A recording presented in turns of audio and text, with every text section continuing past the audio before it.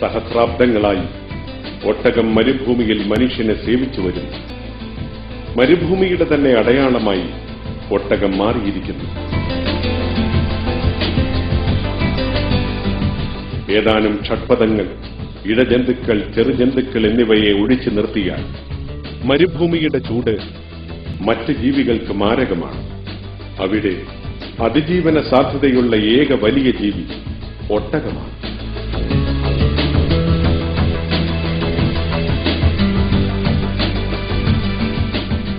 ഈ സൂക്തത്തിൽ ഒട്ടകത്തിന്റെ സൃഷ്ടിപ്പിനെപ്പറ്റി ചിന്തിക്കുവാൻ പ്രത്യേകമായി തന്നെ അല്ലാഹു ഖുർആനിലൂടെ ആവശ്യപ്പെടുന്നുണ്ട്. ഒട്ടകത്തിലേക്ക് അവർ നോക്കുന്നില്ലേ? എങ്ങനെയാണ് അത് സൃഷ്ടിക്കപ്പെട്ടതെന്ന്?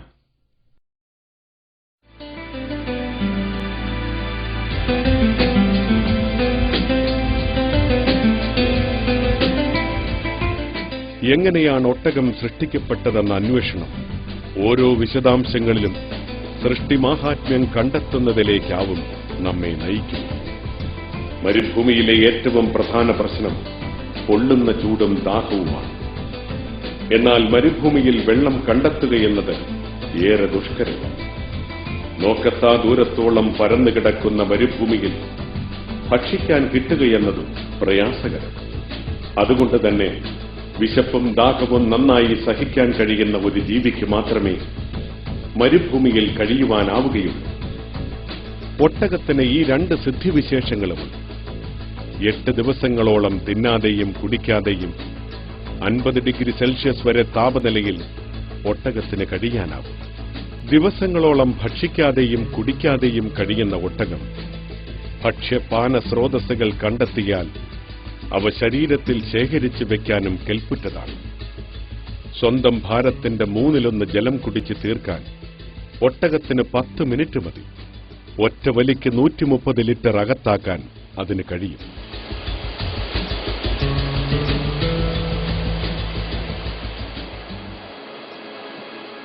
നാൽപ്പത് കിലോഗ്രാമോളം നെയ്യ് അതിന്റെ ശരീരത്തിൽ ശേഖരിക്കാനാകും. ഇതുകൊണ്ടാണ് അവയ്ക്ക് ദിവസങ്ങളോളം ഭക്ഷിക്കാതെയും കുടിക്കാതെയും കഴിയാനാകുന്നത്.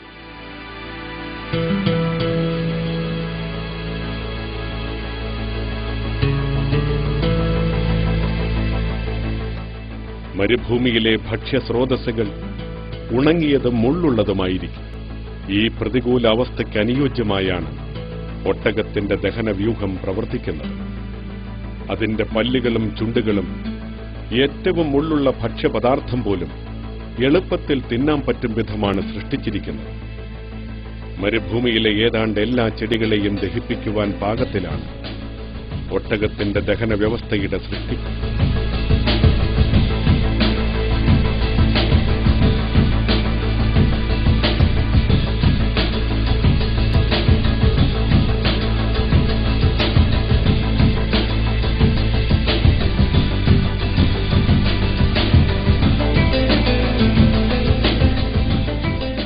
മണൽക്കാറ്റ് മരുഭൂമിയുടെ കൂടപ്പിറപ്പാണ്. ഇതാരെയും ശ്വാസം മുട്ടിക്കുകയും അന്ധരാക്കുകയും ചെയ്യും.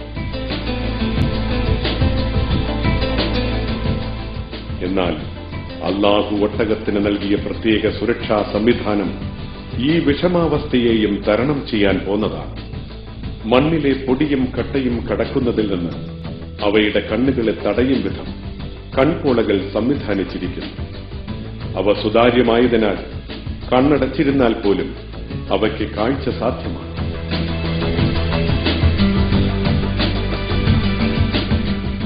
ഒട്ടകത്തിന്റെ മൂക്കും പ്രത്യേകമായി ഡിസൈൻ ചെയ്യപ്പെട്ടവയാണ്. മരുഭൂമിയിലെ കാറ്റിൽ ഒരു പ്രത്യേക അടപ്പിന്റെ സഹായത്തോടെ മൂക്കടച്ചു വയ്ക്കുവാനും അവയ്ക്ക് കഴിയും.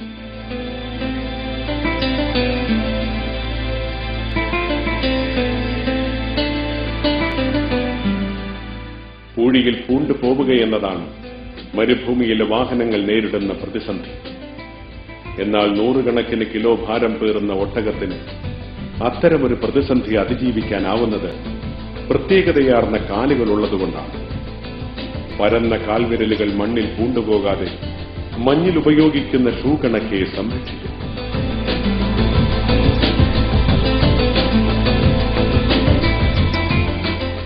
നീണ്ട കാലുകൾ മണൽപ്പരപ്പിന്റെ പ്രതലച്ചൂടിൽ നിന്ന് ഒരു പരിധിവരെ സംരക്ഷ നൽകുന്നു.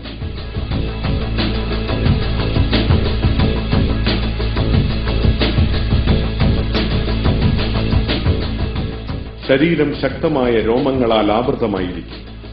ഇത് ചൂടുള്ള സൂര്യരശ്മിയിൽ നിന്നും മരുഭൂമിയിൽ രാത്രിയുണ്ടാകുന്ന തണുപ്പിൽ നിന്നും അവയെ കാത്തുകൊള്ളും. ത്വക്കിനടിയിൽ ഒരു സ്ഥലം അവയുടെ പ്രത്യേക സംരക്ഷണത്തിനായും നൽകപ്പെട്ടിട്ടുണ്ട്. പൊള്ളുന്ന ചൂടിൽ കിടക്കേണ്ടി വരുമ്പോൾ ഈ സ്ഥലം ഏറെ പ്രയോജനപ്പെടുന്നുണ്ട്. ഇതവയുടെ ത്വക്കിനെ പൊള്ളലിൽ നിന്നും കാത്തുകൊള്ളും. ഇത് കുറെ കാലം കൊണ്ട് വികസിച്ചു വരുന്ന തയമ്പല്ല. ഒട്ടകം ജനിക്കുന്നത് തന്നെ ഈ സിദ്ധിവിശേഷത്തോടെയാണ്. ഇതൊട്ടകത്തിന്റെ സൃഷ്ടിയുടെ പരിപൂർണത നമ്മെ അറിയിക്കുന്നു.